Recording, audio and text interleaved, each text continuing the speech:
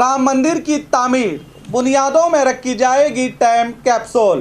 पहले हम आपको टाइम कैप्सूल के बारे में बताएंगे। ये एक ऐसा आला होता है जिसकी मदद से मौजूदा दौर की मालूमात को फ्यूचर की दुनिया तक मालूमात को पहुंचाया जा सकता है। एक लोहे की कैप्सूल में सारी जानकारी और डॉक्यूमेंट्स को रखकर बुनियाद में रखा जाता है ताकि आगे जाकर किसी भी मसले पर हंगामा ना खड़ा हो पाए। अब इस तरस पर पहले ही तनाज़े से लड़ रही राम मंदिर को सुप्रीम कोर्ट का फैसला आने के बाद मुस्तकबिल में फिर से लोगों में तकरार ना होने पाए, इसीलिए राम मंदिर की बुनियादों में 2000 फीट का एक गड्ढा खोदकर मंदिर की बुनियाद में रखा जाएगा।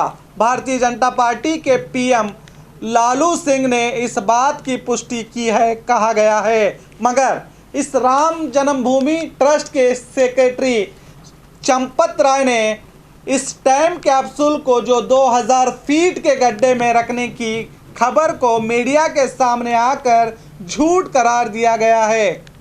उन्होंने पूरी तरह से इसे झूठ कहा है और हम भी इस खबर की पुष्टि नहीं करते।